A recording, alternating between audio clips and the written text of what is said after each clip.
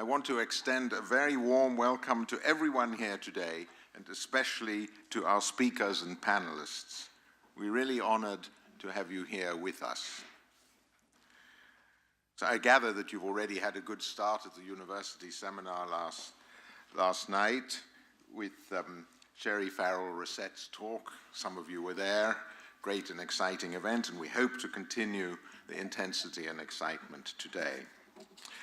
So I just want to say a few things about today and about its antecedents. When we here at Columbia's Italian Academy set up the International Observatory for Cultural Heritage about 3 years ago, it was partly in response to the destruction of cultural heritage in the cultural heritage and heritage sites in the Middle East. But amidst those well-publicized devastations, we realized that we could not proceed any further without devoting ourselves as best, in a way, as outsiders we could, at best and as attentively as we could, to the continuing threats to indigenous cultural heritage in America. This contribution, as we all here know, has been consistently undermined, marginalized, neglected, and scanted over the centuries. And so, as if Standing Rock were not enough, when Trump decided to reduce the size of Bears Ears by 85% and allow the insulting of the borders of Chaco, we thought, enough. We at this International Center for Culture and International Observatory for Cultural Heritage, we thought, enough. The time had come to more actively resist Trump's assaults on indigenous sacred sites. And so we held our conference last March entitled Threatened Heritage, Bears Ears, Chaco and Beyond. A distinguished group of native speakers, Hopi, Navajo, Zuni, Pueblo, Ute and Mountain Ute. They were the main areas affected by the attacks on and the shrinkings of Bears Ears. The distinguished group of speakers came together to articulate the cultural issues at stake in a way that could not have been more moving. So this year, or the end of last year, when my colleague in the Department of Art History here at Columbia, Elizabeth Hutchinson, when she came to the International Observatory and suggested that we hold today's conference together, we couldn't have been more happy to join forces. And so we worked to frame today's discussion under the title which you have today, Resisting, Reframing, Reclaiming. I thought those were too many gerunds in one title, but in fact, that was Elizabeth's proposal, and that's what this is about. Resisting, reframing, reclaiming indigenous museums and art collections. Of course, we know the controversies about indigenous rights over the claims of still colonializing art collections right up to the top here in New York. Our idea, broadly speaking, was to bring together indigenous artists, museum professionals, and curators, such as many of you are here today, to challenge the continuing marginalization of indigenous art, while also facilitating the interconnections between contemporary indigenous communities and their material cultural heritage. Those actually are Elizabeth's words, but I think we want to extend this further. It's my sense that, and I'm sure it's your sense, that the knowledge of contemporary indigenous practice, to say nothing of the knowledge of what remains of the cultures and artifacts of the past and the holy sites, still is beyond the bounds of public, non-indigenous comprehension.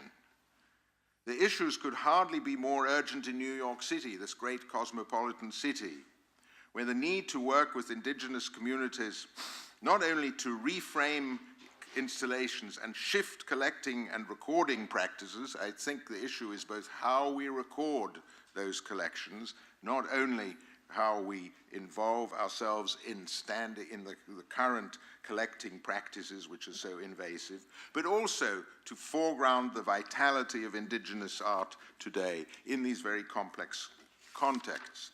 Now, of course, Manhattan has always been a cosmopolitan place. It's been a homeland for the Lenape, but especially in the northern section in which this university, this ironically named university in the present context, in which Columbia is located. It's also a crossroads through which people from many indigenous communities have and continue to come together. So it's really a collecting place. This is Lenape territory. I'm very aware of this.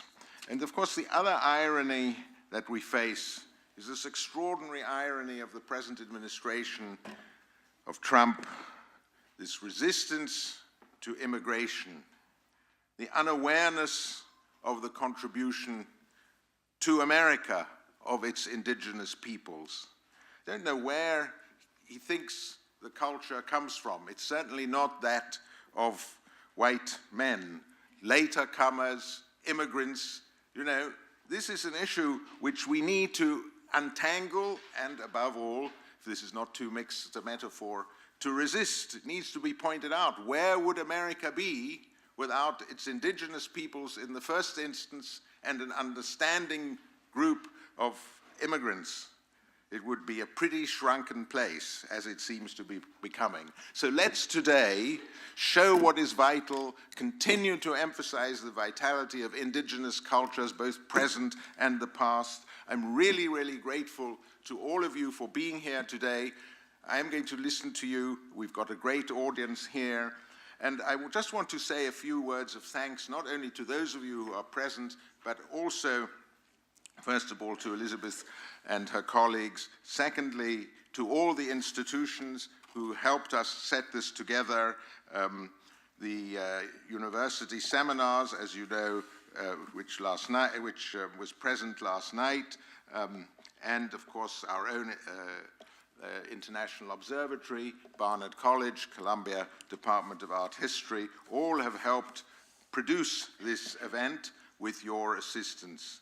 And I also, above all, want to thank my staff. I keep on forgetting to thank them when I introduce conferences such as this. It takes a lot of work to bring you all together, to get the place in order, to make sure that everything goes smoothly. This is a big cooperative effort. May we join forces in going onward with a project that restores American culture to its indigenous populations. Onwards and enjoy the day. Thank you for being here. It's now my pleasure to ask Sam Slater, who is Navajo, so we welcome back a Navajo speaker who will say a few words now from Columbia. Thank you, Sam. Yat e binne washten adon initially ki an initially na yizid in ebashis chains na jene dasha che do bilgane dashanella kut ego den initially na ten kanadane nasha do Sam Slater dasha jene. Hello everyone, welcome to Columbia University. I'm a student here, I'm a sophomore, and I'm just really happy to be here with all of you and to see such a full room. And you know what a beautiful place this is right now. I was taught always to find ways of bringing home with you and also find ways of finding home wherever you are. And just looking up, you know, I don't know if you noticed, but you can see little hogans in the ceiling.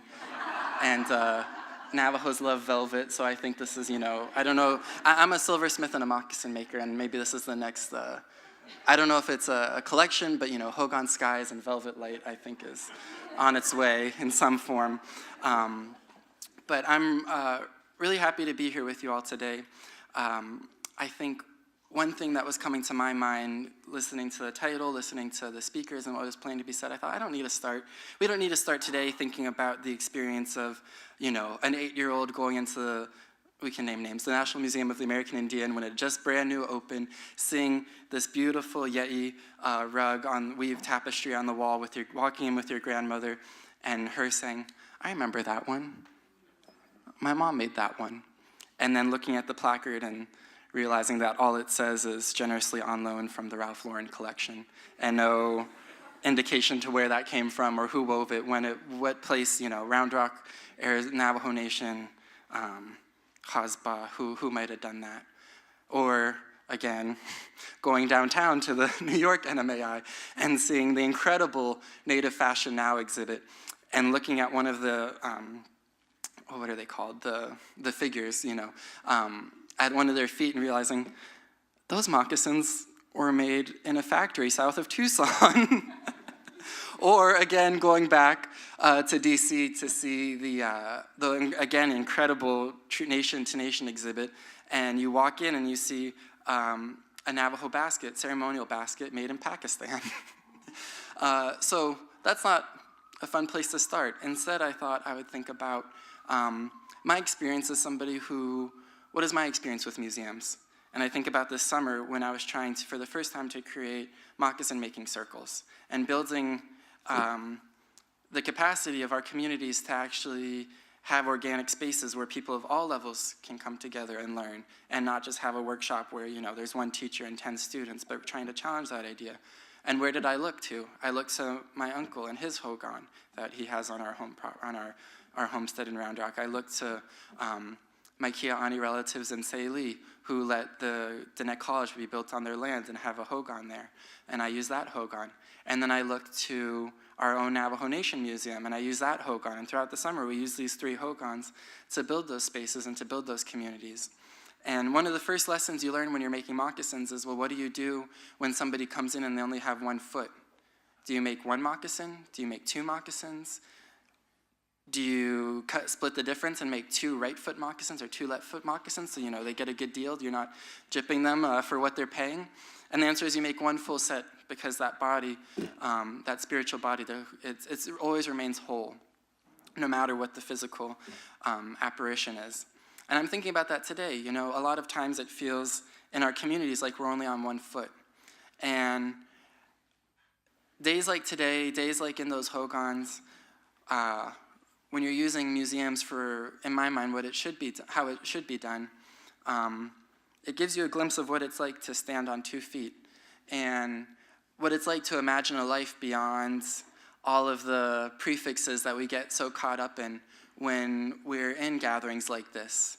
You can only think of the re, the d, the un, the anti, the pre, the post, and that's not a life I'm interested in living. So today, for what this is about, what all of our incredible speakers, I'm so grateful for her invitation, because this is a significant portion of our syllabus from last semester, or from last year, so I'm just pinching myself as well. So it's a little image of that. So I'm really so happy everyone is here in this, you know, we have a nice Native community here, but anytime it surges like this, it's really special. So welcome everybody, and thank you all for the speakers and everybody who's come here to learn with us.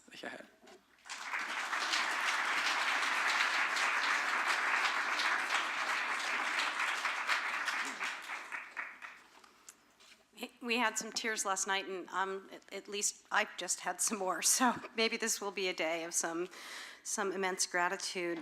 It's such an incredible honor to be a teacher of students like Sam and like Crystal Migwans, who will be speaking in the second panel, and who said last night in response to Sherry Farrell-Rossette's address at the University Seminar on Indigenous Studies that the challenge may not be to decolonize, but to indigenize. And I think that these are things that I'm now thinking about, trying to pick a better vocabulary for the projects that we're dedicated to.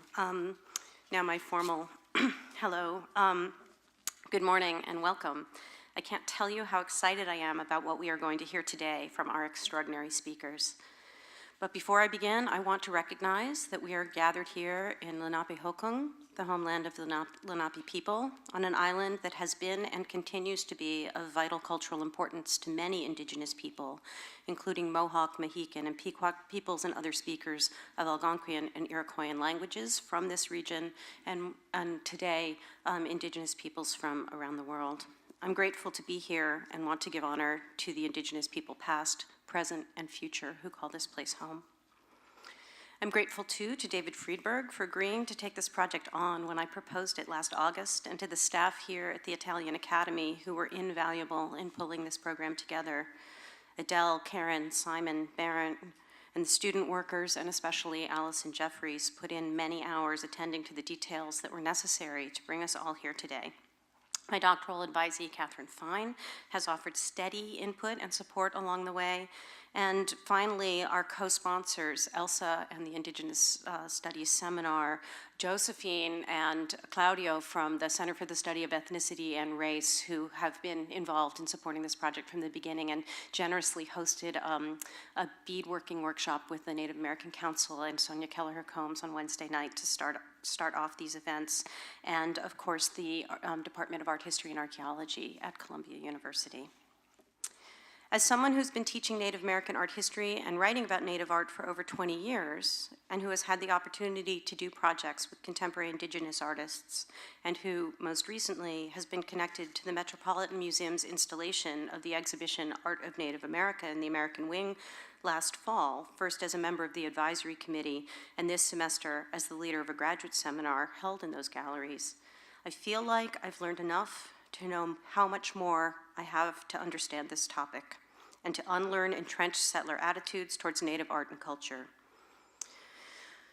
These days, I try to use my teaching and writing as an opportunity to get out of the way, create space for listening to Native artists, scholars, and what Sherry Farrell-Rissette refers to as elder objects.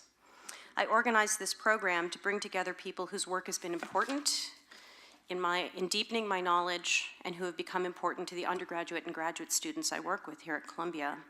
The lineup is incredibly impressive, but it is not exhaustive.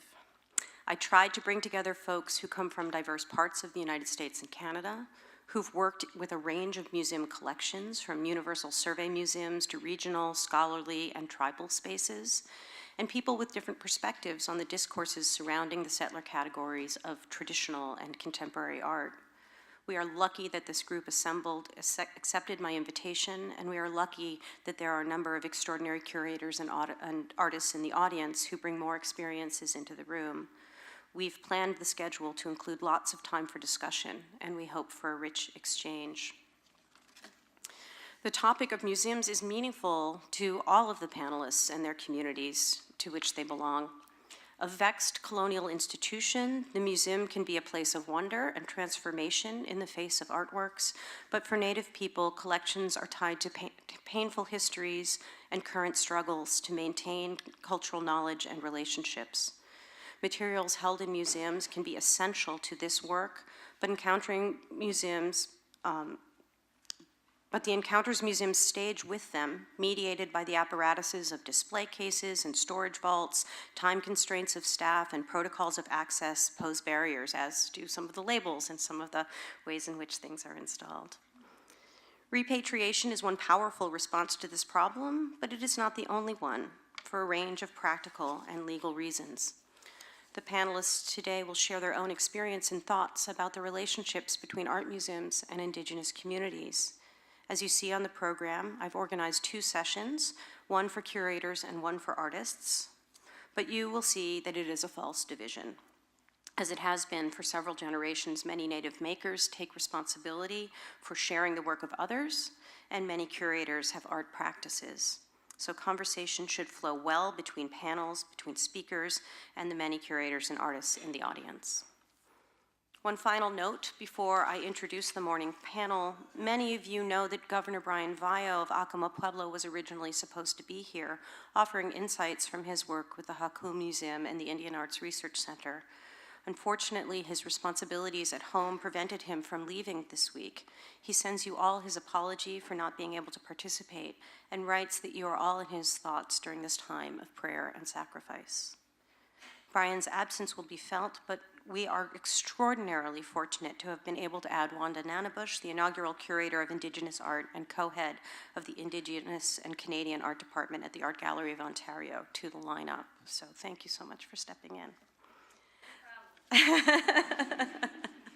So in order to have as much time for discussion as possible, I'm going to just identify our speakers by their titles. Their bios are available on the website, and they have all accomplished amazing things, so I encourage you to look. And I'm going to introduce them right now in the order in which they'll speak, and then I'll ask them to simply come up one after another so that we can hear everybody in good time and save some time for discussion afterwards. So first, we'll hear from Heather Ahtone, who comes to us from the American Indian Cultural Center and Museum in Oklahoma, but was previously curator of Native materials at the I'll give the whole thing, the James T. Bialik Associate Curator of Native American and Non-Western Art for the Fred Jones Jr. Museum of Art at the University of Oklahoma. After that, we'll be hearing from Sherry Farrell-Rissett. Sherry is currently teaching at the University of Regina, but she has done extensive work working in archives and museum collections across the world, and so her expertise as a museum professional and a professional working in the museums will become eminently clear in her talk. Scott Stevens will speak third. Scott is currently the Director of Native American Studies program at Syracuse University, but he previously was the director of the Darcy McNichol Center for American Indian and Indigenous Studies at the Newberry Library in Chicago. And finally, Wanda Nanabush, who, as I mentioned, is the inaugural curator of Indigenous art and co-head of the Indigenous and Canadian Art Department at the Art Gallery of Ontario, who also has extensive curatorial experience before taking on that position. I hope you will join me in welcoming everyone. I'm so glad to see you all here, and it will be, I think, a marvelous day.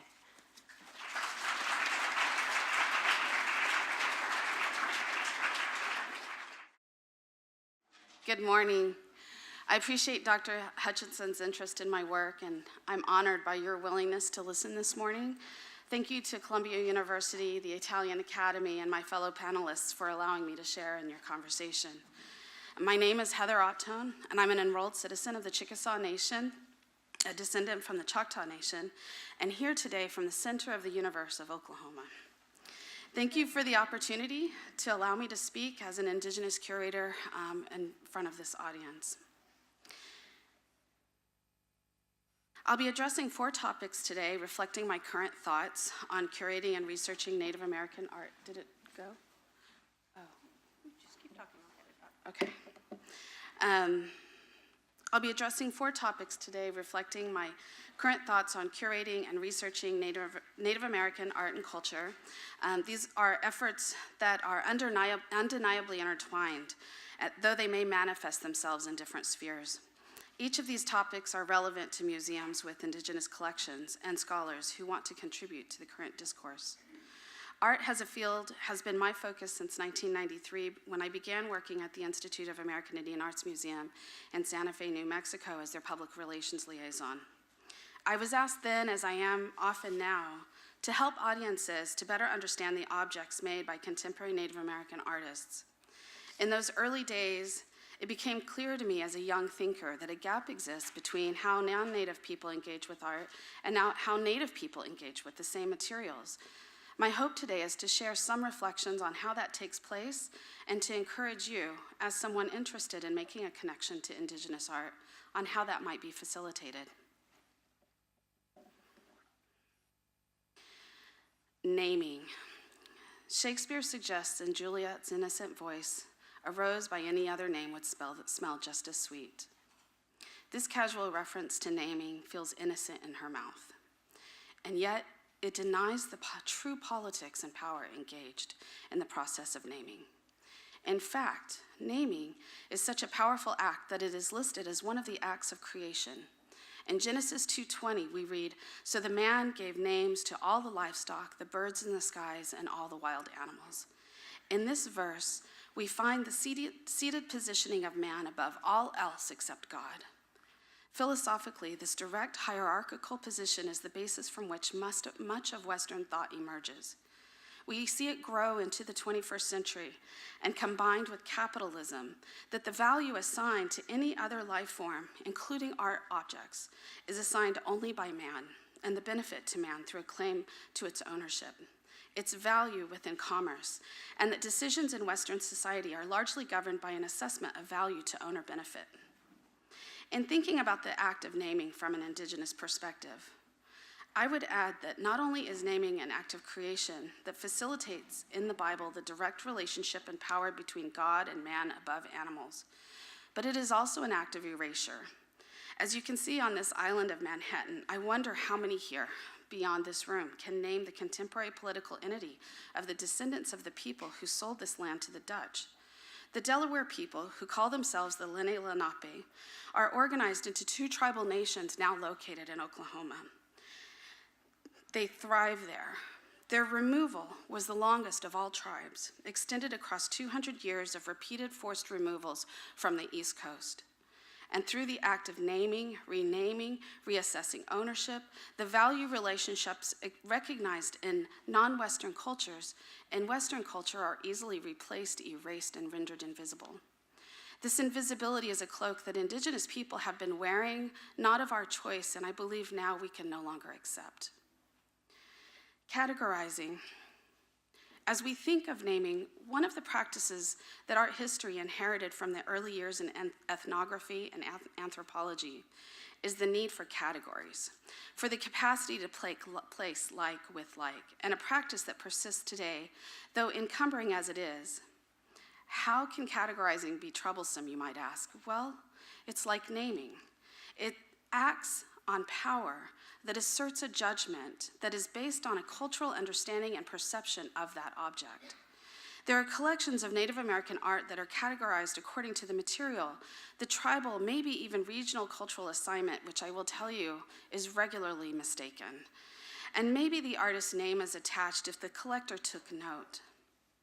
While the maker's identity may or may not be kept with the object, I have noticed that for almost always, these collectors take great care to keep track of who owned it, who passed ownership of it to the museum, as if the owning was more important than the making. What is often missing from these categorical assignments is the role that the object performs within the culture. How many people to whom it assisted in participating in the culture? What songs have been sung for it, what language the object speaks, and as these objects rest in vaults isolated from their people and their prayers, the priority for ownership rests with the museum, or perhaps in the beautifully appointed homes of the collectors who purchased it. Authors and authority. As curators and art historians study these same collections, and well they should, as there is a dearth of scholarship on the art made by Indigenous Americans, the curators and scholars build reputations through their publications and exhibition projects, exploring and trying to consider the way that the art fits within those categories of materials or according to the collections. Be it clay, beadwork, textile, jewelry, placing the objects in context with the artist often only considers maybe the artist's immediate history. Maybe it includes their extended family if there's some historical practice there. Perhaps the object and the artist are considered from a larger social perspective, placing the artist in that context of movements or schools. But rarely do we see the objects considered as participants within the production of cultural knowledge, unless we look with the lens of anthropology, whereby then the role of the artist is ignored. At the easiest level, the objects are considered as objects that reflect a particular vision of the collector who brought the object to the collection. I have had the opportunity to do this myself, and I understand it.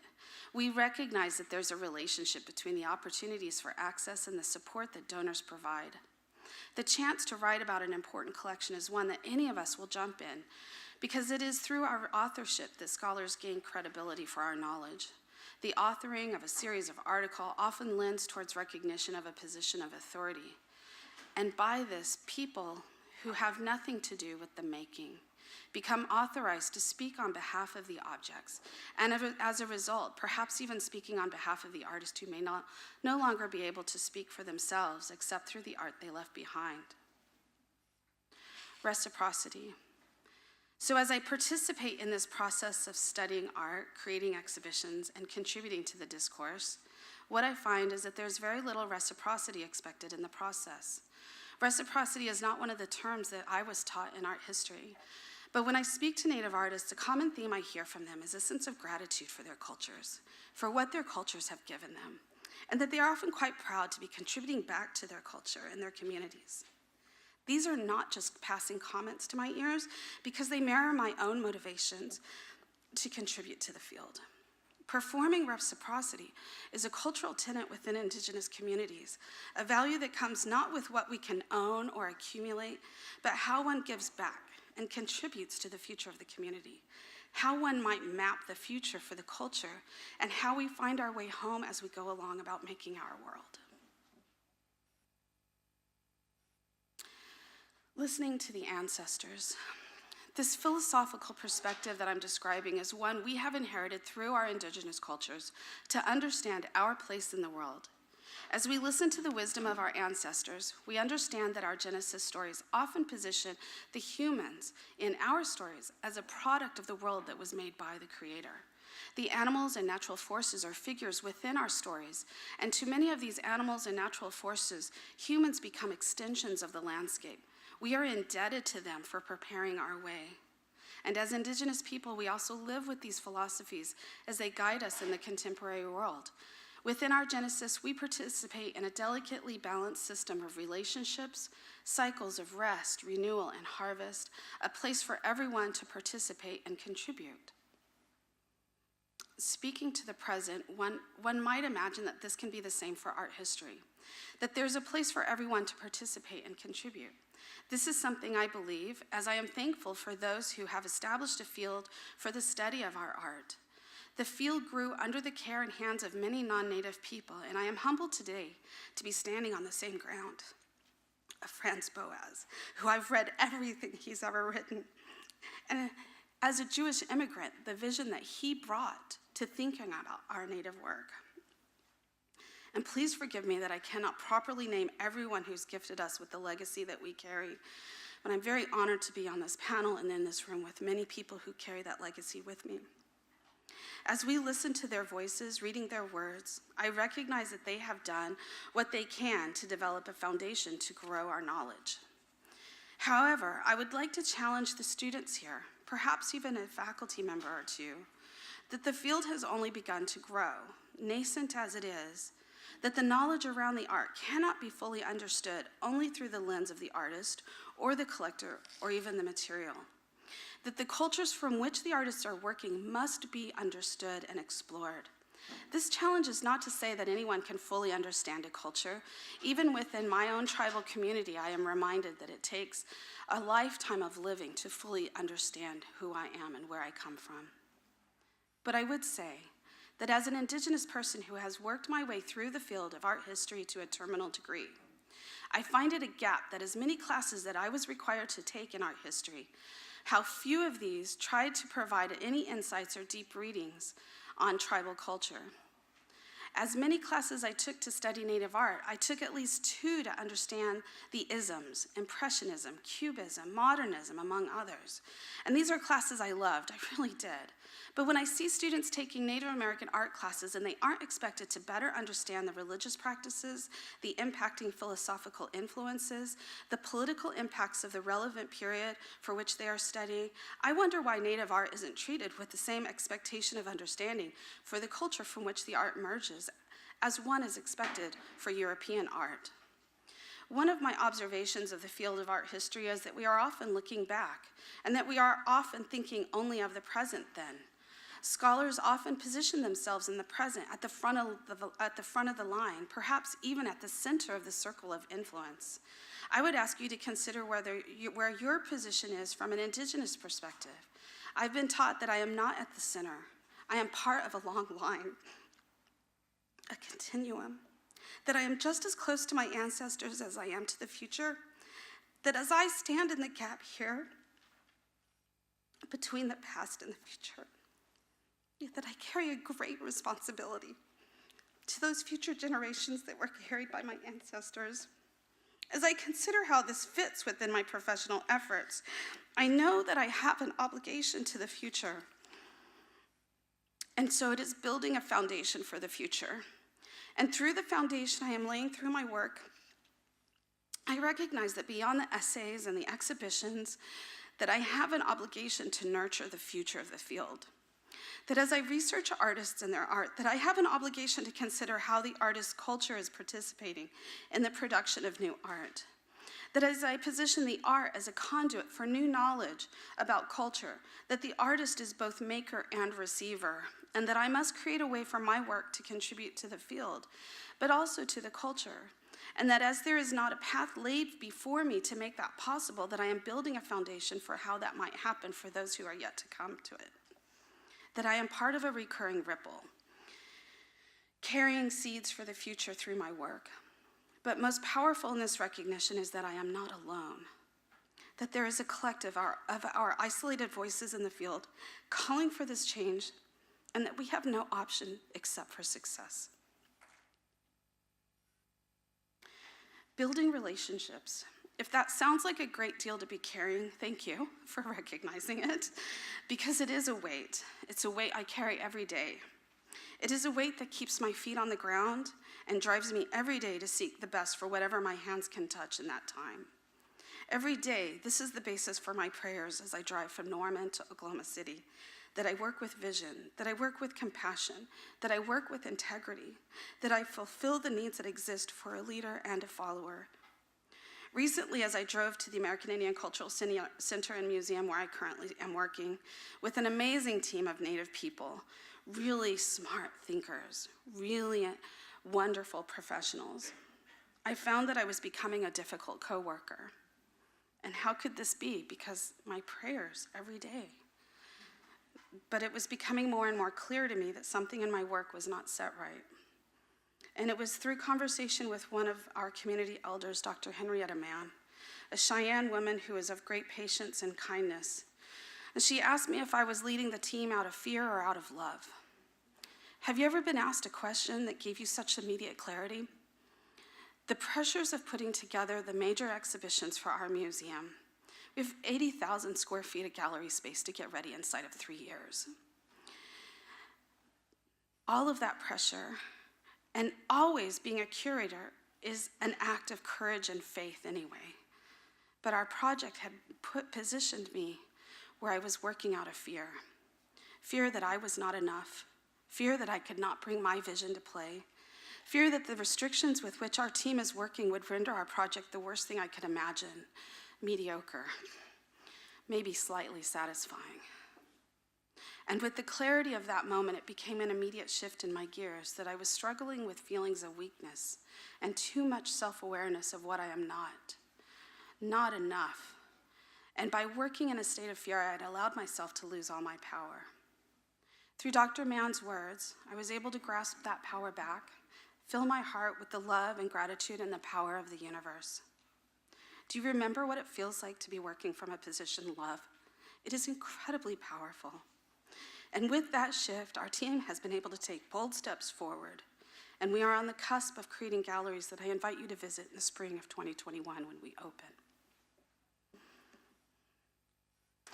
I'd like to thank my partners in crime who are here today from Ralph Applebaum Associates. Thank you, Mariana and Laura, for coming, because they mostly listen to me yell at them over the phone. We are working our way through at least a millennium of triumphs and trials. The stories are dark and haunting, but as a curatorial team, we have the honor and the burden of finding our way to tell these stories in the most compelling manner possible. And we are using all the tricks in our bag, all the tools in our toolbox, tools that we've inherited from our ancestors, our songs, our languages, our prayers, our stories, perhaps most of all, our stories. In a state that has 39 tribes arriving from the whole breadth of the continent, from California to Manhattan, with more indigenous languages spoken in Oklahoma than all of Europe, we have stories to tell that have been silent and invisible in a way that America's story has been told without us. We are bringing to our work our best tools, and these tools are making their way into the fields of academia through the form of indigenous methodologies. I believe that art history will benefit from incorporating indigenous methodologies into the field because the benefits are multi-tiered and mutually serving. The primary reason I encourage all those researching art to consider exploring it, all those who are curating art to explore it, and that they might apply as a result of the 4 R's, which I provide here: respect, reciprocity, responsibility, and relationships. The reason I argue for these is that there's a mutual benefit to everyone involved. This includes the donors, the institution, the objects, the artists, the audience, the communities who are represented through the objects, even to the researcher. Indigenous methodologies offers a framework to consider how the research can perform benefits beyond the simple production of scholarship and discourse. I would suggest that as Indigenous scholars enter the field, that the benefits to non-Native people may be even greater than I can imagine. The 4 R's support the creation of new knowledge through a framework that poses new perspectives and new questions. These questions of how to create reciprocity with the artist, how to do so with the object, and for the benefit of the community, and even asking which communities can benefit from this work. These questions merit being asked, and as the field grows, we owe it to the future to ask the best questions we can. We owe it to the artists, the cultural communities, and we owe it to ourselves to figure out how to position ourselves as scholars in these relationships as we grow them. Thank you for your time.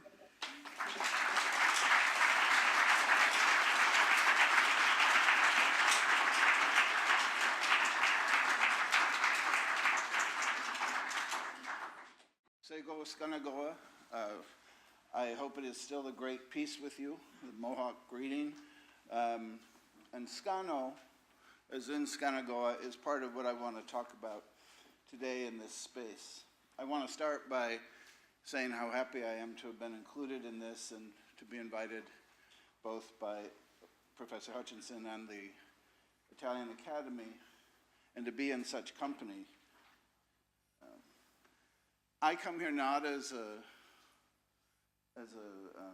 art curator, but as a former director of a literary and a historical archive. So I'm Scott Stevens. I'm Akwesasne Mohawk citizen, Bear Clan. I'm the director of Native American Indigenous Studies at Syracuse University. And what I want to talk about today is a different type of archive, a different type of curatorial work that has taken me from the library to a historic and cultural site in my Haudenosaunee homeland in upstate New York, where I now live. So when I was at the Newberry Library, if you know that great collection, it is an archive of Indigenous language materials, of Indigenous history, and so on. And there I was really in charge of a collection of narratives. I was a curator of stories, as it were. And my job, as I saw it, was to reconnect those stories as much as possible to their home communities. But when the opportunity arose to go home, as it were, to Haudenosaunee territory, and in fact to our capital, which is Onondaga Nation, the keepers of the central fire of the Six Nations, I jumped at the opportunity. And one of the things that presented itself right away was I was asked if I would be on the academic advisory board of a historic site, an interpretive site on Onondaga Lake, which is our sacred lake, where the Haudenosaunee Confederacy was founded by the peacemaker over 1,000 years ago. And I said, sure, I'd be delighted to participate. And I said, well, it comes with a certain amount of caveats. One is that it is owned by the county and controlled by the county. And the other is that it was formerly a site celebrating settler colonial history specifically. And we're not allowed to destroy any part of the remaining settler colonial kind of camp or fort that was there. So let me explain the space a little. So this is the traditional homeland of the Haudenosaunee people. From the eastern door, the Mohawk, Ginyangihaga, all the way to the Seneca people, the western door. And in the center, the people of the hills, the Onondaga, are the central fire of our Confederacy. We are, Haudenosaunee means people of the Longhouse, and that Longhouse and the 6 different nations represented, so Mohawk, Oneida, Onondaga, Cayuga, Tuscarora, and Seneca. That's a kind of metaphor for the shape of the Confederacy, which is that long stretch of New York State between Albany and Buffalo, right? That's the Longhouse. And in its center, then, is our capital at Onondaga. I'm always interested in maps because they imprint on people and people take them as though they're true. It's like a baby chick looks at it and then they're done. And they also take them as though they must, because they're maps, be somehow objective. And it is hard to wash them out of people's heads. But what I do like on some of these old maps that I used to work with at the Newberry is that Haudenosaunee territory was usually bounded, unlike a lot of other native territories. It had a boundary because there we sat as the immovable reality between New France and New England. We were the fulcrum in that balance of power for North America. And we played that to its hilt, often through our history. This is our territory today. No longer contiguous occupation of our homelands, but in those purple spaces, our 17 different reservations. When I was a kid, I liked to think of it not so much as the map of a country split up, but as a constellation that you could connect and bring together just the way you could connect a picture, as unlikely as it seemed, out of the stars in the sky. So from Ganasatake, Ganawage, Akwesasne, Ganyange, up in the north, all Mohawk territory, Mohawk reservations, Dandinega, Gibson, also Mohawk, and then into our other sister and brother nations across Lower Ontario and what is now called New York. I was always thankful that, as bitter in a way as that map is of reduction and displacement and dispossession, that we are still there. There are so many neighboring states with no reservations at all. Pennsylvania, Vermont, New Hampshire. There are Indigenous people there, to be sure, but they don't even have that homeland to hang on to be sovereign within that we do. And that comes from fighting, not through someone's generosity or kindness. But I want to go to this site, though, on Onondaga Lake, and what's so strange about it and ironic. So, as you know, the Jesuit relations in the center of the 17th century were annual reports of Jesuit missionary efforts in the part that they were calling New France. And especially the foil to them, the evil foil, was the Haudenosaunee Confederacy, and in particular, my people, the Mohawk Nation. We were the torturing brutes, the savages, etc., in the way of New France. And the Jesuits do make various attempts coming into Haudenosaunee territory. Usually they're productive more of martyrs than converts. That's just the way it was. But when they get to Onondaga, they ask if they can set up a little mission in Onondaga territory. And they do for 20 months. 20 months, get your heads around that. That is nothing in historical time. Every one of us in this room has shoes older than 20 months years old. Right? And yet that brief non-portion of history was what the city of Syracuse in 1933, as part of a WPA project, decided to memorialize, which they would claim is the first Catholic settlement in New York State. Syracuse, a largely Catholic city at that time.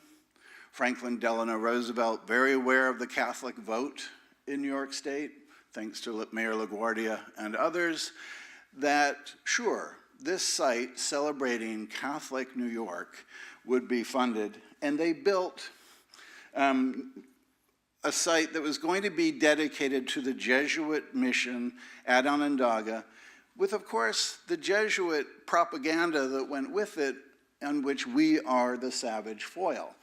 This famous engraving, which is a synoptic vision of the various martyrdoms of Jesuit fathers from 1664, it came out really like a centerfold out of the first History of Canada by Francois Ducreux.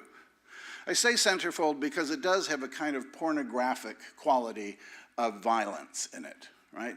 It is every possible kind of torture you can imagine. There's boiling to death, burning, there's hatcheting, etc.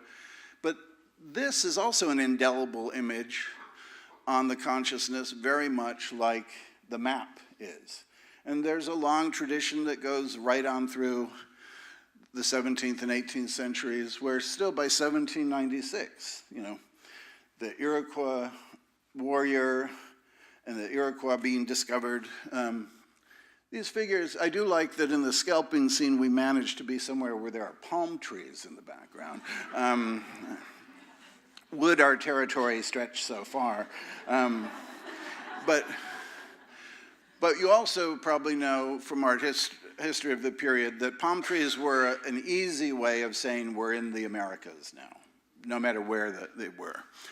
But I mean, this becomes the notion of the Iroquois that is inherited by school children, by people across the country, and with it then an obscuring of our own traditions of what our culture is based on, the way we've represented it throughout the centuries. This is the Tuscarora artist David Cusick's illustration from his History of the Six Nations in 1827. This is the peacemaker in Hiawatha, other known as Hiawatha, meeting Tadadaho, the man with snakes in his hair, and converting him to the message of the Great Peace. These are by two contemporary people, Mohawk Brandon Lazore, just a self-taught artist, of the peacemaker in his stone canoe on Lake Onondaga, and that's by the great chief Oren Lyons, who's also a painter, of his depiction of the Tree of Peace on the back of the turtle, which represents North America. Our central story is that of the lake and the coming of the peacemaker and the bringing together of 5 warring peoples at that time into an enduring confederacy based on the concept of Scano. Now, Scano means technically peace, but not peace that it's simply the absence of violence, but peace that's more like harmony, balance. When you ask someone, Sego, Scanagoa, is it still the great peace with you? You're not asking them about simply a political alignment, but are you at peace with your neighbors, with your environment, with your family, with yourself, right? Scano is more like that peace which passeth understanding. It is the basis of health, mental and physical. It's balance, it's harmony. And so this is the story central to this place. And yet over it, in 1933, the county would build a French fort, right? They didn't know where the original mission was located, but history be damned. They were going to put it where it was most convenient to drive to, right?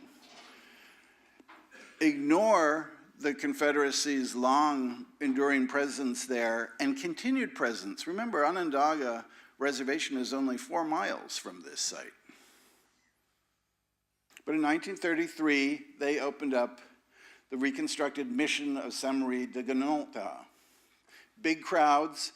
If you notice, it looks like more like Fort Apache style than it does a French missionary venture from a 20-month visit in 1658-59.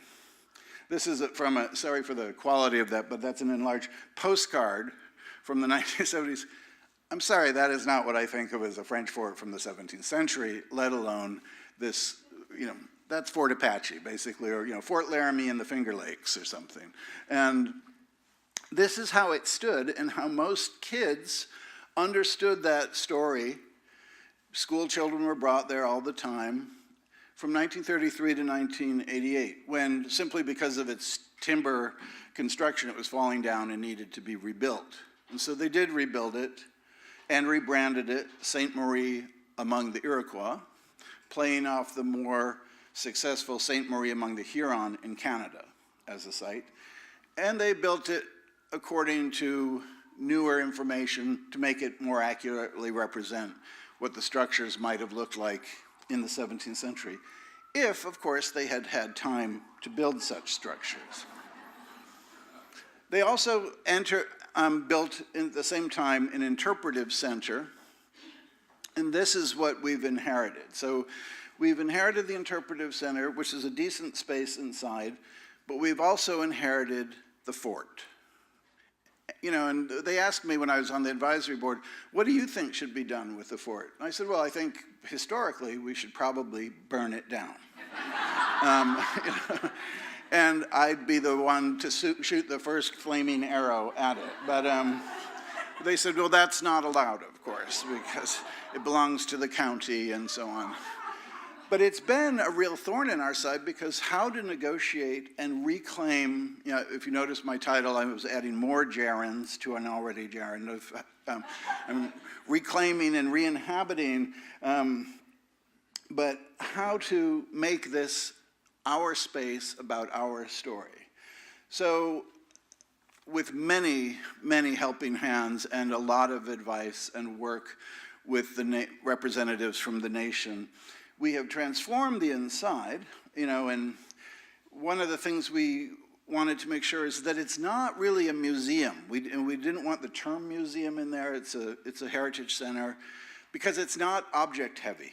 There are some objects, but it's not a place to go and look at Haudenosaunee historical artifact or craft or art. It's really a place to go hear stories. So what we have a lot of are very nicely produced kind of talking head videos on the wall of elders from our community, telling various versions of what we consider the key aspects of our culture. Not only, of course, the concept of Scano, which they're introduced to when they arrive, and there's a nice video of various chiefs and clan mothers talking about the concept, but then we walk them through in another section the great Thanksgiving address, the words which must be said before all other words whenever we meet, right? Which is a long address which thanks you from everything from the stars in the heavens all the way down to the smallest animal and plant. It can take up to 1 hour and 20 minutes, right? And then they learn about the creation story. But all of these are things that have nothing to do with Europe. And that's the whole bottom floor, is that it's our story. The stories upstairs then move on to our encounters with Europeans and the kind of mutual misprision that came out of that. These are all themes handled throughout the center. Now on the front of the building, we have the Haudenosaunee flag, right, which is based on that wampum, the Hiawatha wampum, which is the 5 original nations, the great tree of peace in the center, which is also Onondaga, the capital. And then it becomes familiarly our flag in purple and white on the front of the building. It's also a place where we have a space for contemporary issues. So we had a recent exhibition looking forward to the 50-year anniversary of the occupation of Alcatraz led by Mohawk activist Richard Oakes. We had that there, and then we've also had the Red Dress tour there as well. So it is a place of contemporary issues. It's also one of historical ones, but we still have this problem of the fort. The inflammable fort, apparently. There's a need to re-narrate it, and the other problem with it is it's very tempting to children when they look out the window and they see it, that's where they want to go. Of course, you know, it looks fun. We knew we didn't have, what they're doing there is a ritual, there is some burning going on. That's a ritual burning of the papal bull of the Doctrine of Discovery. So we're on hand for things like that, but it needs a more permanent narrative. And so one of the things I've talked about is having a kind of showcase in the various buildings of what they came for. And in the chapel, I would say, for our souls. right? And with our souls, our language, our beliefs, essentially our culture, right? And let those visitors, non-native visitors, take that in, right? And take in these images that they've been given and look at it from our perspective. Also, the Jesuits did not innocently show up just for our souls. They also came with a title from the crown for 800 square miles of our territory, right? Now, whatever a map of New France may say, sometimes it does overlay Haudenosaunee territory. Understand that we are not overrun by settlers until after the American War of Independence. We are an independent nation, confederacy, until 1783. And our lands that we still retain are also independent. But we're not a place that was under European domination. We lose when the British lose. We are allies of Britain with the guarantee that they will not take our land. So back in 1656, before the French ever get on a boat to come to Haudenosaunee territory, they are issued a deed to 800 square miles of our land, right? It's not just about missionary work. We tried and are trying somewhat to work with a local Jesuit college, but they're all about truth and reconciliation, and I have a very dim view of reconciliation. For whom and how? I said I could go as far as truth and recognition, but reconciliation you ain't getting. And so we've had a hard time because they want to also keep to the story that we thought we were helping you by spreading Christianity. How about this deed? That's not about Christianity. Let us be plain. But they also come for the bounty of our land. And the other great responsibility we have is that we sit on the shores of our sacred lake, which is one of the most polluted lakes now in North America. Absolutely one of the top three.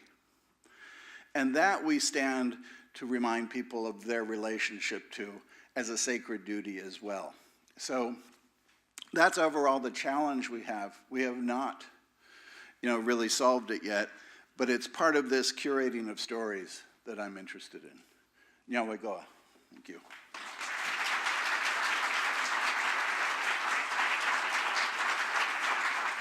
I'm honored to be here with you all today. I'm Wanda Nanabush, Anishinaabe Kwe from Bosle First Nation, Mayengan Dodem, I'm Wolf Clan, the youngest of 19 kids that my mother painfully pushed out of her vagina. And I have sort of grown up on reserve, off reserve, in different families from the foster care system, and also with my family.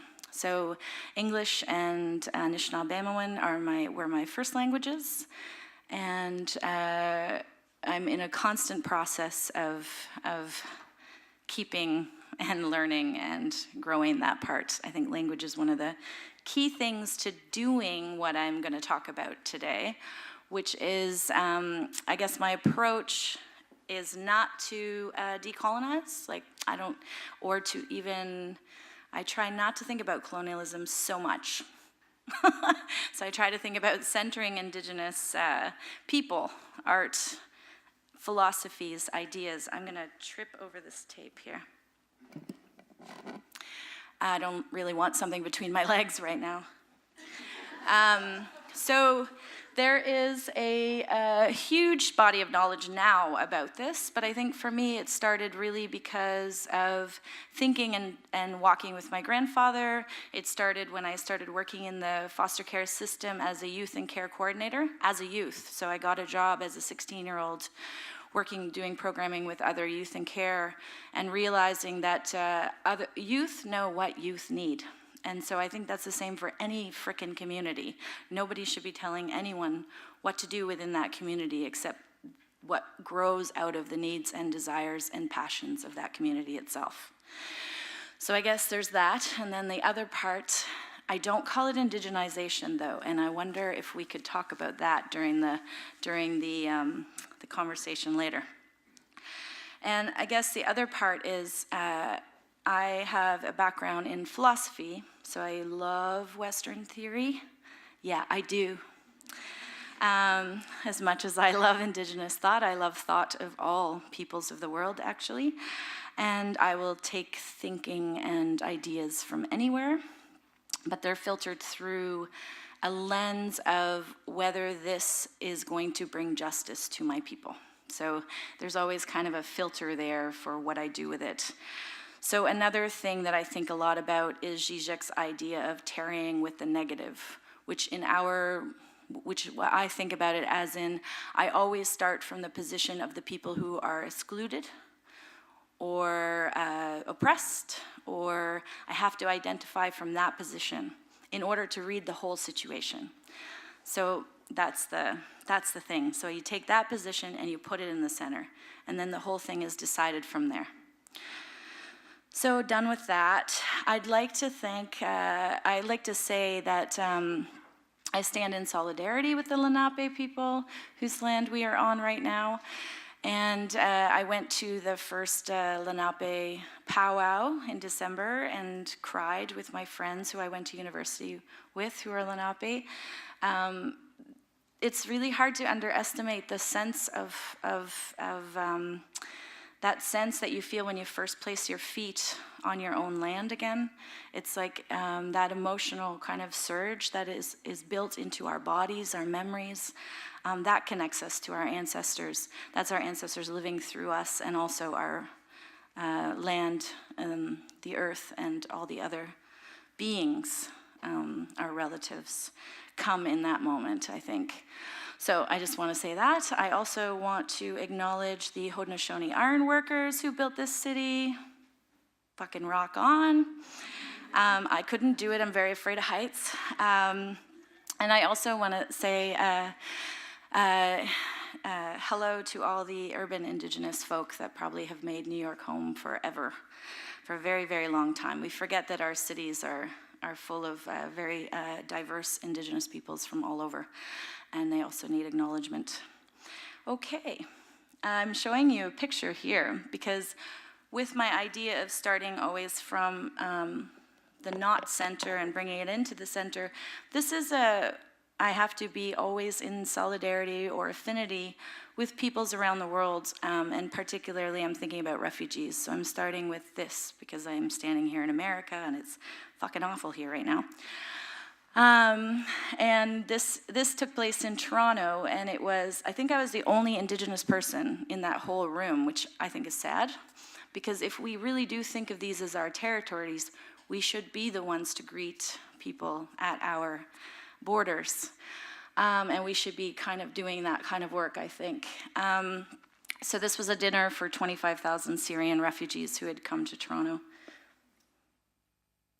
So I work at the Art Gallery of Ontario now, but I have a constant independent practice because I have to be, there's things you can't do in a big museum that I still need to do, so I do them outside the museum. And I take a different tactic inside the museum. So I'm gonna work inside the museum today for those of you who are interested in that part of this topic. So we've done a number of projects and subtle shifts at the museum. So when I started there, I came as a guest curator of a show not about Indigenous arts, but about Toronto artists in the 70s and 80s. And this is what I mean by centering. So we have to take our questions into every single place that we find ourselves in. And there I was thinking about Toronto. The kind of collection that the AGO had built was very white and full of, all the important people, like they always are.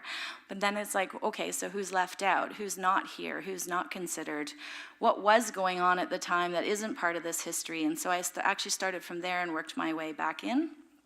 And the show was built from there. So there were like huge communities of Black artists, and Latin American artists that were building up at that time, the Indigenous artists that were coming to the city and working at that time. So I wanted them all in the show. The other thing we did for the first time was put the land acknowledgement on the wall of the exhibition, and in my language. and in English. So that was like the you can start from anywhere. I didn't have to put it everywhere. Just had to be in this one exhibition. People will see it and then they will ask questions, right? And so then, skip ahead a little. I want to acknowledge that my colleague Georgiana Oliarik is here. Wave. And together we have developed the new Indigenous and Canadian Art Department. So maybe you don't know this part of the story, but as a strategy, I wanted to focus on Indigenous art at the AGO, but developing its own department was not quite a possibility with the director, because it's a lot of money and it's scary for people.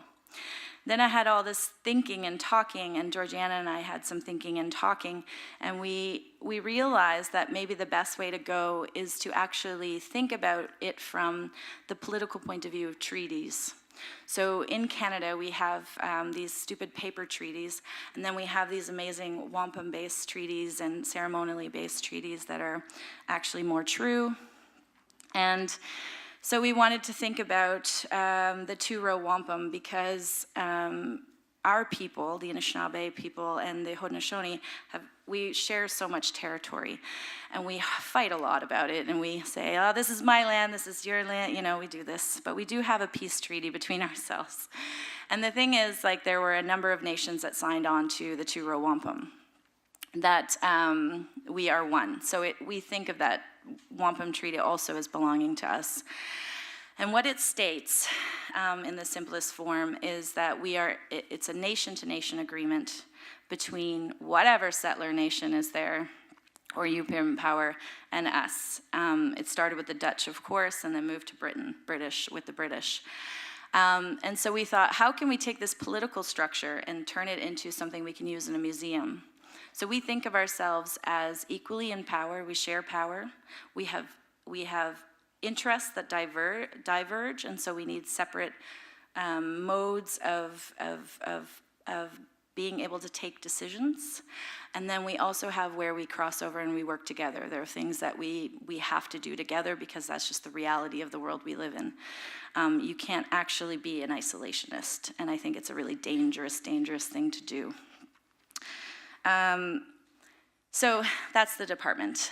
There are a number of collecting areas. So one thing that I think is different about possibly my role today is that I'm focused largely on contemporary art, but my definition of contemporary art is any art made by a contemporary Indigenous person. So it doesn't have an aesthetic to it, it doesn't have a boundary. And I also think that with historical collections, because I work in a fine arts museum, I'm not convinced that they're ready to understand those collections yet. And I also think that I really want an Indigenous community to sort of decide how those collections will be shown, exhibited, and viewed. And I want there to be a relationship, a continuity with what artists are doing today. And I want that connection really clear. I think that the whole thing about the historical collections and their basis in colonization is that we have to break the desire that they create within a non-native audience for us only as the authentic Indians of the past, right? So I'm super, super committed to that project. So that's why I put this kind of stuff in their face. I really want them to understand that we are here. Land rights are very, very much the issue, still the issue that we are addressing. So this is Shelley Nero. She is a Mohawk artist from Six Nations. You saw it on the map earlier. She's also Anishinaabe, but she just never says so. Because the other thing our communities do is have a lot of sex with each other. So this is Akwesasne, who is a photographer as well and really good friends with Shelley. And so they were, they're taking a trip together and they decided to make this work. She was kind of disgusted looking at the land from above in the sky and just seeing all the housing and the blocks and the squares that are going up, and just totally the contemporary colonization of Mother Earth. So the language on the t-shirt, attempts were made to assimilate, colonize, enslave, and displace them, and all I get is this t-shirt. So there's It's also a way to do the niche thing, which is we are supposed to speak from an embodied place, from what we know, and also always be honest. So we're just like trying to make sure that we stay honest through these t-shirts. Another thing, I think, a strategy that I'm really interested in is the taking up of space, central spaces, both in the street but also right in the center of the museum, and taking it up with the outside. So here you have Rebecca Belmore, who's an Anishinaabe contemporary artist, working with clay on the floor. So she, at the Art Gallery of Ontario, this would be our major court. So you know how at the Met they have that kind of interior court? That's what this is for the Art Gallery of Ontario. Ours is maybe not as pretty, but I think it is. Anyway, so she's doing this for a 12-hour-long performance during a huge arts festival when everyone's drinking and going nuts. We decided to bring people down, quiet them down, and do something that's a little more difficult and requires concentration and meditation on the land. So her very simple idea was to put clay on stone, because it's stone underneath, and to have those two materials touch. But 12 hours later, the entire building is filled with the moisture coming off the clay. You could smell the clay. It just transformed this very stale building into the outside. It was also really hard to do. Another thing I think that's a niche way to come at curating is in contemporary art anyway, the desire is to chase the latest, greatest, best thing. And it goes kind of against the niche grain, which is to always honor our elders, right, for what they have done. So the first solo exhibition I chose to do at the Art Gallery of Ontario was of Rita Latond, who is in her 80s. She started out in the 1940s as a painter in abstraction in Montreal, hanging with the big dudes, you know, like the big men. It's interesting, you would read articles. She has been canonized as a non-native artist, partly because there, you know, that whole authenticity problem. Where's the native in this artwork? And I think that when you look at all the articles that are written about her at that time, it's full of racial slurs. And they're trying to understand how a woman could paint this way at that time. So they think it must be through the masculinization of being in an Indian. It's like the most warped thing ever, but they had to make sense of it. Another thing, I think, and these slides are out of order, so I'm just going to talk whatever the hell comes up is going to come out of here anyway. So, because I was a late addition, so you know, you get what you asked for. So this is Rebecca Belmore's work in relation to in a solidarity with refugees. This took place in Greece, and it's made out of the same marble as the oh my God, I just forgot what that big building is in Parthenon. Thanks. See, that's centering Indigenous. We can forget their words. Forget those places.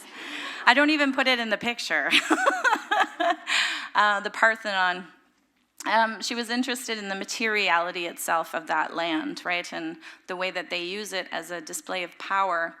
And she wanted to kind of monumentalize this kind of transient tent.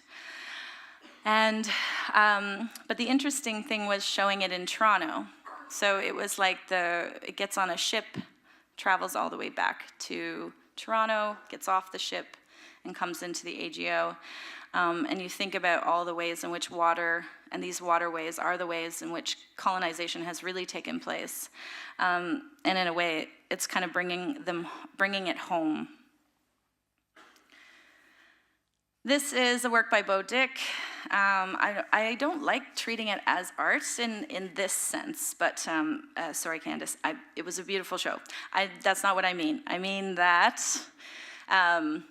This is a work that he did that he calls Cutting Copper, and it was a performance work where they took the copper to the National Parliament in Canada to lay it at the doorstep of the Prime Minister. But first you have to break it. It's very much a shaming ceremony, and you only break the copper if the other party has not upheld its side of the relationship, or has done something to break that relationship. So the thing that astounded me the most was the sound of the men. Like, they really have to hit it hard, and their bodies. And they're also doing this careening, yelling kind of noise, and it's hypnotic, and it just tears through you. And I kept thinking that this is also a structure of mourning, that, you know, a lot of the things that we do that are actual political governance structures, that's what this is. That's why I'm saying art and governance aren't so separate in the Indigenous world. That it also encapsulates the things that we need for that process to heal. So it's like even in the process of the breaking and the sounds, that process of mourning is kind of embedded in there. I'm going to run through these quickly. This is my reserve. We took these are the youth eating. It's a little blurry. I couldn't see very well on my computer, obviously, to pick a non-blurry picture. So this is a copper. You see this copper, it's a copper artwork. It's a wave sound, and it's actually made by Fastworms, which is a couple, but made for Rebecca Belmore, because she made these wave sounds, and they did it as a gift to her. And we brought it to my reserve to speak to the water. And I'm on Georgian Bay, which is obviously, like, it's a massive bay. And that's where Ste. Marie among the Hurons was. Also our land, we had a treaty with them, so, you know, it's all good. So the youth were actually engaged to be the ones to receive the work, and so they were the ones to come and interact with it and do all that kind of stuff. And I would say this was a success and not a success, in the sense that if you do not have local people running those parts of the project, they will fail. So the woman, whoever the organization that was funding this hired, she was Indigenous, to do, oh God, I hope she's not here, to do the youth part, didn't do the work, right? So in the end, it was me talking to somebody at the store, and then somebody, you know, that brought the youth down, and then my entire family, obviously, because I have 100 nieces and nephews. So that is, you know, a caveat. We have to have people that actually know people to do this kind of work. Some people could have a degree in education, interpretation, whatever, and really not know how to do it. I have a timer on here, too. And I'm at 13 minutes. You are? Yeah.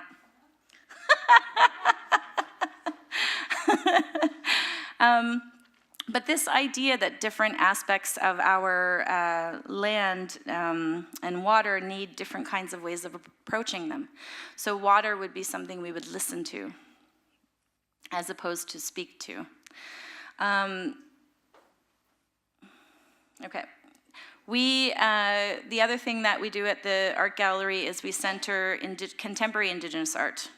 So that is the starting place for all the conversations. So if we put work like Canadian art with Indigenous art, we don't start with the Canadian art, we don't start with Canadian art history, we start with the contemporary Indigenous work that we have, that we're working with, and we see what is this saying, and we work out from there. And if there are Canadian works that work with that, then that's great. We have a two-pronged approach, which is this idea of conversation between, but correcting the historical inequities by centering it on Indigenous. And then also completely independent spaces. So this is a Robert Houle work called The Pines. And if anyone remembers 1990, wow, I'm talking a lot about Mohawks today. I should do this in Toronto because they always think I'm too niche-centric, and it's like a real problem for them. So maybe it's just what's happening today. Maybe it's Alan Michelson's fault. He was the first person to invite me down to be involved in the Indigenous New York project that he ran. So, you know, you got me on your side right away. So this is the Pines, and this piece is so beautiful, and I'm sorry you can't see it so well in this light, because he went back after the Canadian Army went in against this community, and all the Indigenous nations all kind of did actions in solidarity. He went back a year later with community members and elders and walked the land that they were fighting over. And this is their spiritual grounds. It's where they bury their dead. It's where they do ceremony. You can feel the false face masks. It's a kind of spiritual place. And so it was beautiful that he really captured it with the light, with the paint. And when you think about what we're actually fighting for, and fighting over, it's like this or a golf course, you know? I am interested in the museum as an embodied place, so a place for bodies, for feelings, for emotions, for fun, for, well, actually, that we even close our bathrooms so you cannot have sex in them on certain nights when it's really busy. So I guess I can't say for sex. But for other embodied practices, it is wonderful. But the museums are all about stripping that out, actually, very much about stripping out the body. And I think it has to do with that Western problem of mind over body that Descartes kind of left us with. So trying to infuse spirit back in and emotion and those kinds of things actually requires the work to have that aspect to it. This is a work by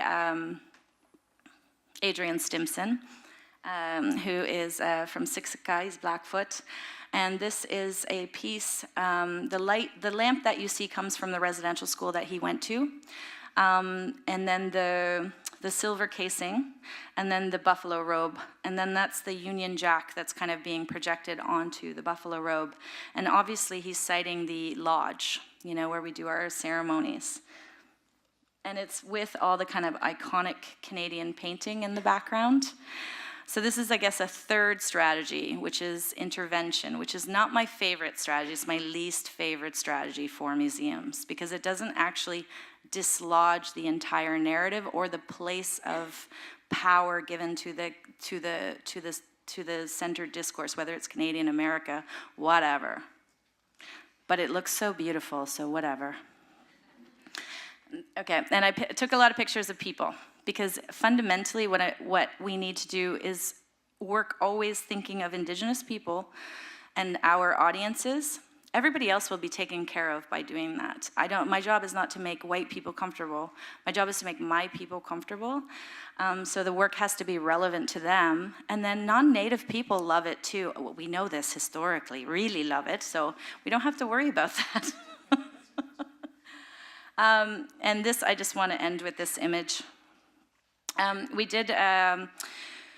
We have renamed all the unnamed works. We use the words once known as opposed to unknown. So I can feel like I'm embracing them, like they're still part of our community, even if their names have been lost through colonization. And this piece always reminds me that no matter what we do, no matter how much erasure happens, that memory bleeds back through. It's always going to be bleeding back through. It's always going to bleeding through. And no matter what takes place, no matter how frustrated we get, no matter how angry or demeaning some of these processes can be to have our voices heard or to have our art put in its proper context, we will always win. Thanks.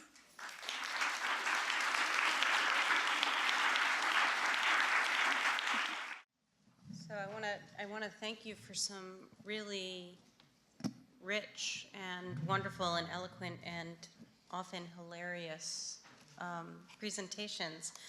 And we do have a little bit of time for discussion, which is wonderful. I thought I would start by putting something out there for you and then letting the speakers also begin to speak to one another, and then hopefully we'll also have some time for questions from the audience. But I just thought this notion that Wanda brought up of embodiment as an absolutely essential component of exhibitions, and I'm going to say exhibitions, not museum spaces, because I think we talked about a lot of spaces of encounter that were encounters simultaneously with space, with objects, and with other people.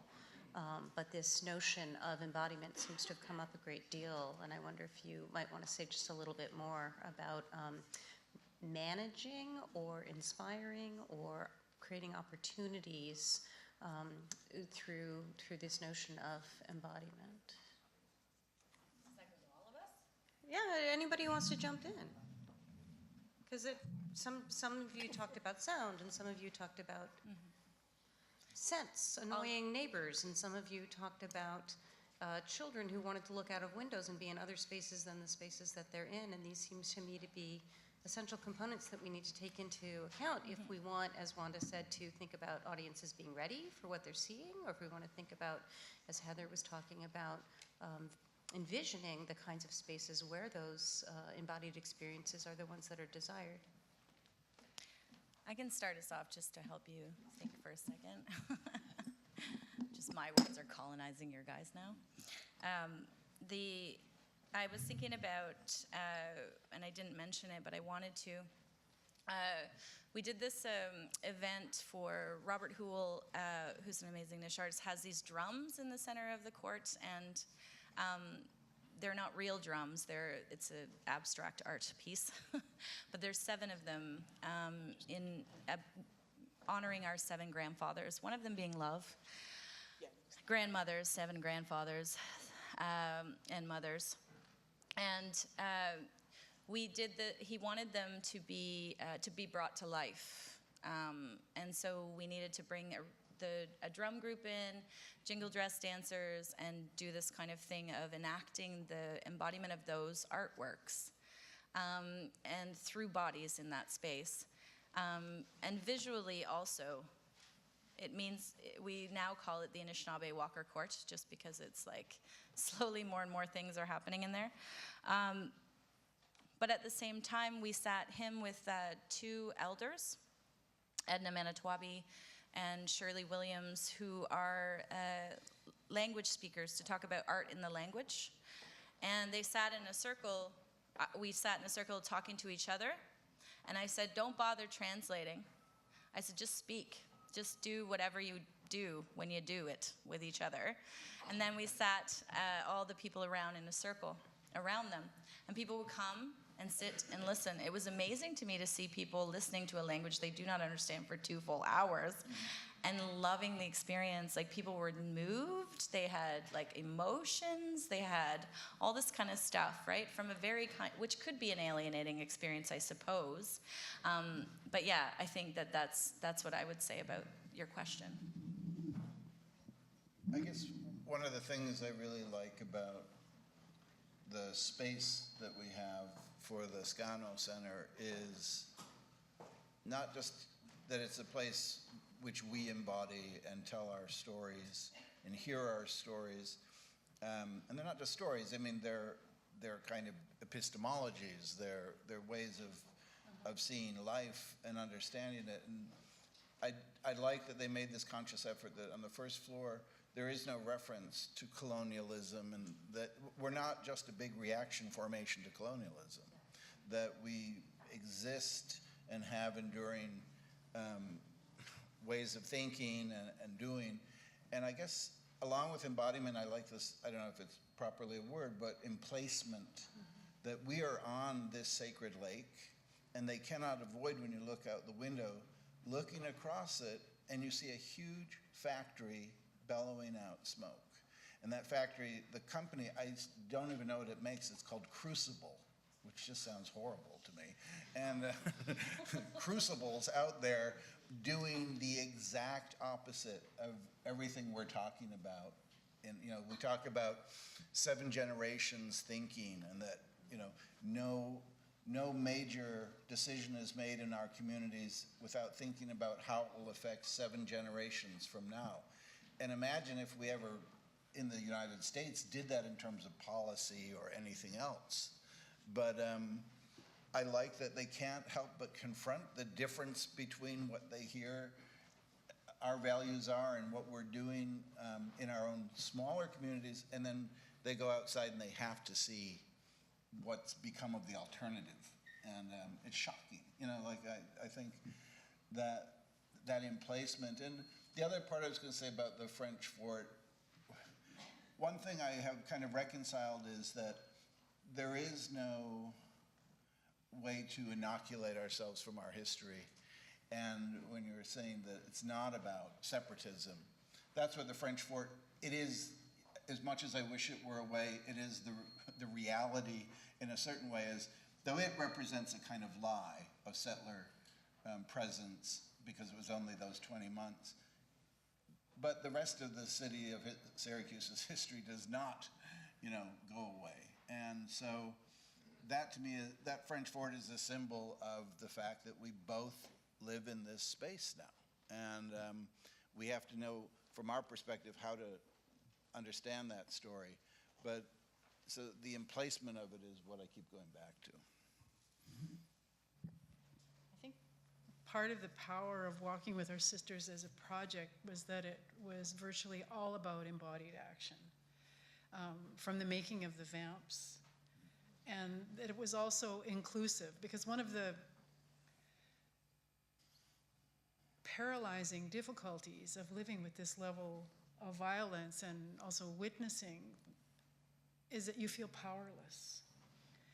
And so that was one of the things that really caught on, and the reason why, you know, 1,000 people made vamps, more than 1,000 people, was that it was something you could do.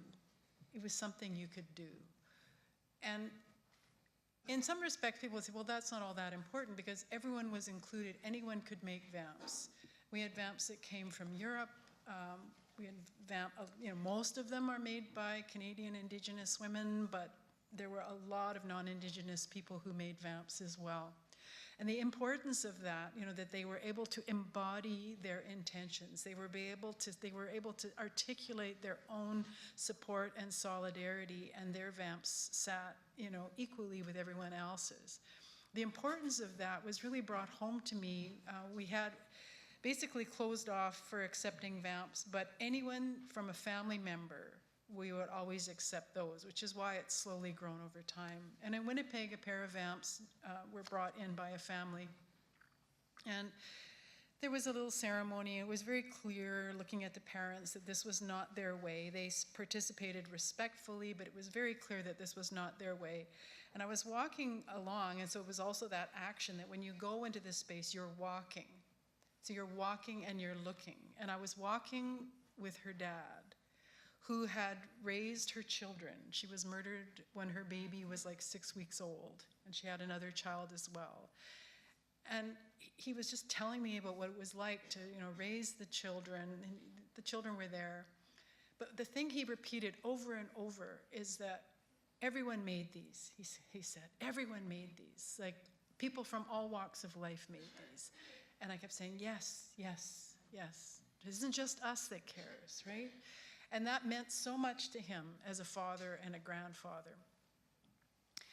There were many other actions as well that were about embodiment. I think the thing that I don't know, we had a sort of subtle competition among all the different sites. We always thought Winnipeg's was the best. Thunder Bay really stepped it up, though, so I had to really kind of salute Thunder Bay. But one of the things that happened in Winnipeg that I'm... Yeah. But we had this really subtle, not that subtle competition going on. And and we really felt in Winnipeg that we needed to step up, because Winnipeg is very much a site of violence. And at one of our planning meetings, a group of Two-Spirit men came to the Nietzsche Commons meeting and said, we have all respect for our sisters, and we've lost sisters, but we want to be included here. And they were speaking particularly about trans men who had been murdered when they were working in the sex trade. And they mentioned a couple of very well-known cases. And so then everyone just went, of course, of course. And so that was a consistent theme or strand of embodiment throughout the experience throughout the 3 weeks. There was, Velma Orvis was our primary elder. She's a female pipe carrier. And then also a Two-Spirit pipe carrier who worked with a group of Two-Spirit men and trans women. And at our closing ceremony, I mean, I was just standing there with, bawling. Velma envisioned at the closing ceremony jingle dress dancers going down that center aisle and then around as a way of closing.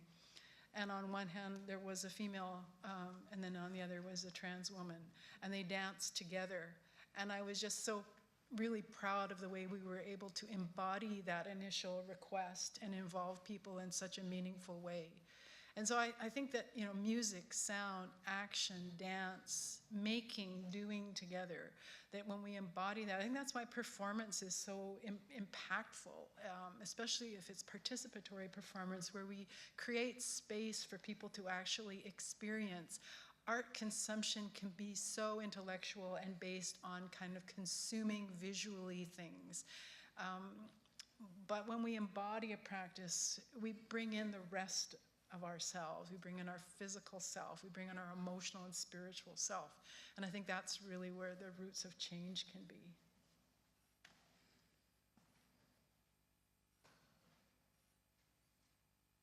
I'm just taking notes because I was brilliant, so want to be able to remember that.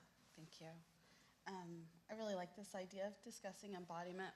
One of the conversations our curatorial team, when I came to the museum just a year ago, last March, this project that I'm working on now has been, I don't know how many iterations of this exhibition have happened. Mariana might be able to throw out a number, but I think it's at least 3 that it has been explored through over time, because this museum has been in the state conversation since 1994. And due to politics and politics and politics, it has been, delayed. But I think one of the lessons that I've been learning is just in the last decade has really been that timing is everything, and that when we give over our control of timing, that things become the best that they can be, not by our hands, but by the time that they are supposed to become whatever it is that they have the potential for. And so here we are in 2019 working on this exhibition. And when I came to the team, there was a small team of people who've been attached to it through these various versions. And they had a wealth of intellectual information about our tribes. And they wanted to hold on to as much of that as possible. And I don't know how you guys are when you go into museums. I love going in museums, but I'll admit, even as a curator, I generally don't read the labels. I generally don't necessarily want to have somebody tell me what I'm supposed to get out of it. If the objects themselves are not given the place to have the voice and help to guide you through whatever those makers' hands had, I generally feel like somehow the curator is too present. The curator is putting their ego in everything. And it's been something that I've been trying to do, and that is that I bring as much as I can to it for myself. I invite others to bring as much as they can to it from themselves. But at some point, we all have to step out of the room and let the visitor continue that experience. They have to finish that experience. The experience is not finished because we put art on a wall and wrote a catalog and walked away. That's not the end of it. That's really only just maybe the beginning of it. And I think that when I think about curating in particular as an embodying that space, that's the thing that I think of, is the people that are going to come in. And if we have provided enough of that and gotten our egos out of the way, then the visitor can come, and in that space, they can have something incredibly beautiful that is theirs to make. It's theirs to grow from whatever we put forward of it. And really, we went back through all of the information and all this intellectual, whatever, just history. I love art. I'd like to not be curating history again, I'll be honest, because it's really hard. It's really hard to have these stories. But I said, what are the things that we could put in that gallery that people will feel what we feel when we hear these stories? What are the things that we can put in here that will convey through that visitor's experience in the space as an emotional and spiritual being? What are the things that we need to put in there? And what are the things that don't have any place in here? And having like some kind of lecture through labels, right? This is pretty ineffective as a tool. So what are the things that we can place in there? And these are the things that once we've stripped everything down, we think we might be making something. But we won't know. We won't know. Just because we open the galleries, we won't know if we're successful. We can't decide that we're successful. It will only be through those bodies in the space, whether it will have completed itself, whether it will be a success or not. And I think that's something that I find in a lot of museums. And in fact, some of our elder scholars, as we've been talking with them, they're scholars, and many of them teach in universities around the country, about what they are thinking about the work that we're doing. And now they're going into museums, and they're like, God, I've never got in this museum thinking about really what was my experience, because they were processing it intellectually. And now they go in, they're like, you know, these places are really problematic. I'm like, yeah. But I think that's that thing. And I want to come back, if you don't mind, Elizabeth, to the question that you challenged us, which is, Wanda, you know, what is the right term to describe that, where we are taking away this colonial versus indigenous perspective, right, and creating space for that human experience to be shared by whomever, however, but putting that first. And it was a comment that was made to me when I was defending my dissertation. I had some really fantastic people as a committee. I really appreciate each of them. And it was Kevin Clazel. You won't know him. Do you know why? Because he's actually a meteorologist. And he's the dean. He was the dean of the School of Meteorology at OU. And in Oklahoma, meteorology is kind of a big deal because we get these crazy weather things.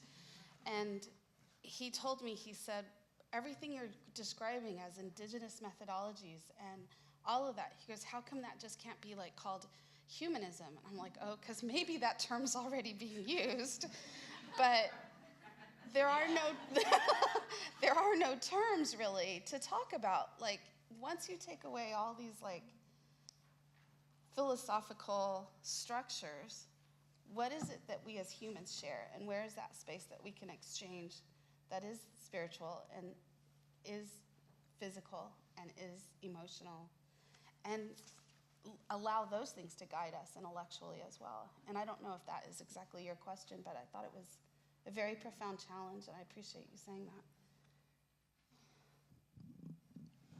Yeah. No.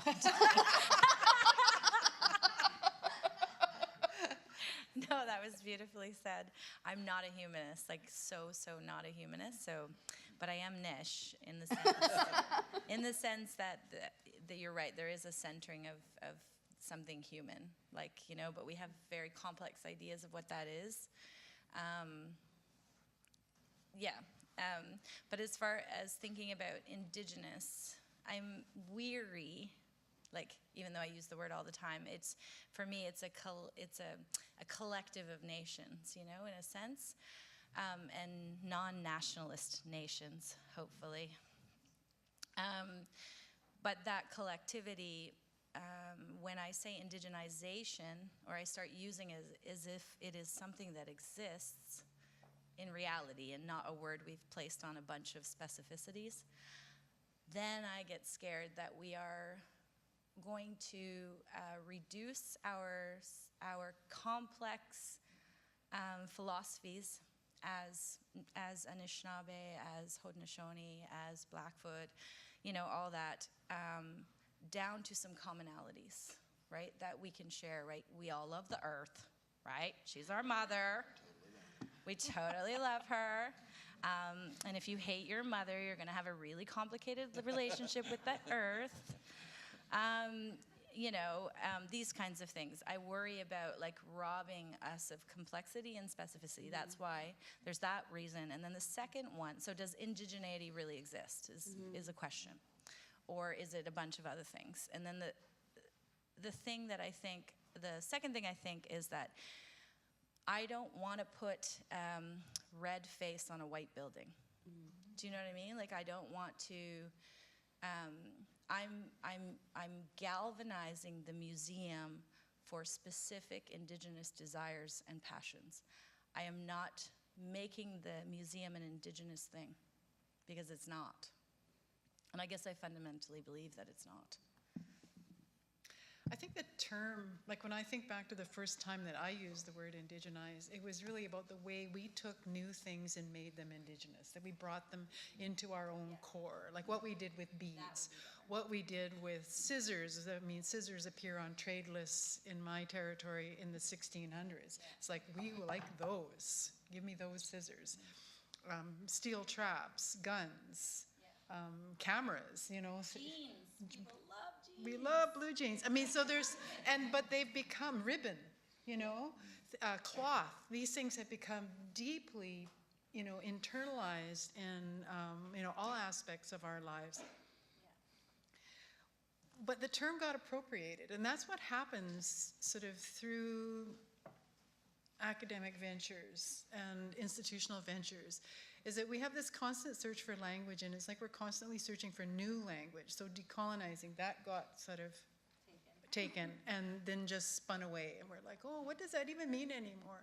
And the same thing has happened with indigenizing, because I actually did a talk. I was invited to do a talk at the U of M in the Faculty of Fine Arts, and they were talking about indigenizing the academy and all of this stuff. And I actually went up and I said, do you realize this is like a title of a book?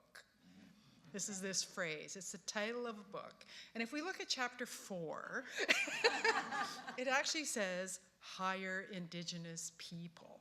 Right? Y'all can't indigenize without us. And that's one of the big possibilities. I mean, I'm now at a university where there are 5 of us in the entire university. And so they're wanting to talking indigenizing, and you're like, yeah, well, and then they want to talk indigenizing, and you're I don't know like, if you heard Elizabeth. She's got That's more than here. well, then you can't talk about indigenizing, right? You can't talk about indigenizing. So it's like, and then they want me to take on the mantle of, you know, I'm going to be your indigenizing superwoman with my indigenizing cape. And they were asking me to do a workshop. And I'm like, who's in the workshop about Indigenous research methods? And there was sort of awkward silence. I'm like, oh, you have like a group of Indigenous students, grad students that you're mentoring and bringing together for this workshop? Awkward silence. Well, no, because I'm not telling you our stuff. This is not for you. You know, if we're looking at students doing projects or groups of faculty, that's one thing. And I can't remember the word, but I was supervising a student who turned 70 the month that she did her defense of her PhD. She was working with her 90-year-old mother. And she used really a lot of Anishinaabewin. And one of the ideas that she talked about around creating spaces of knowledge is she used the Anishinaabewin word for like clearing the table. She was talking a lot about the table and how the table was where you ate, it's where you visited, it's also where you made art. It was actually the only flat surface in their very modest home. And so when people would come over, she was like, clear the table. And so embodied within that, you know, very action-oriented language was this gesture of clearing a table. And then there's also a Michif word for sitting together in a circle that has embedded within it the potential that a circle can always be expanded, that everybody is welcome. And in Cree, when you say welcome, it actually is the word tawau, which means there is room for you here.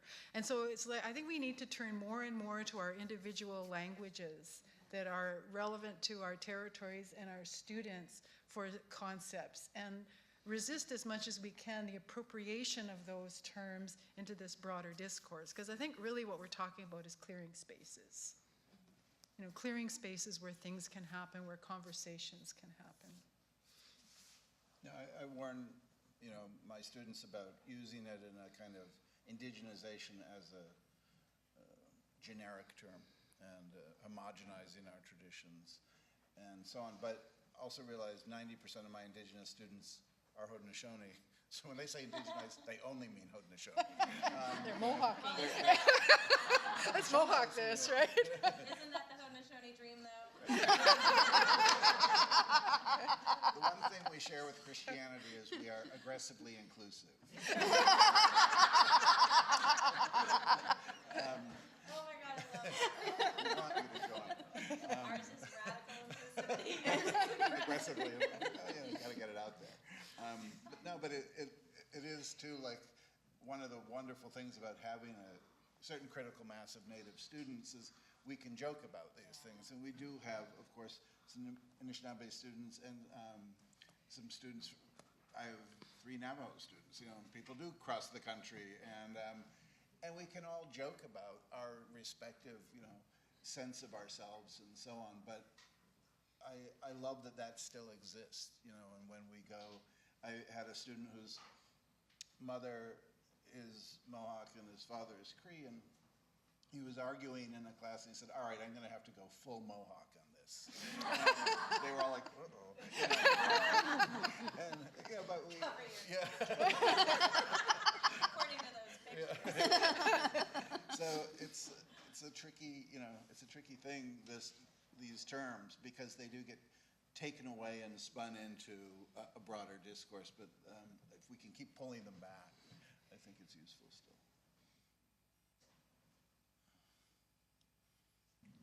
I'm not sure I should be in charge of time management since I tried to cut 5 minutes out of Wanda's talk earlier.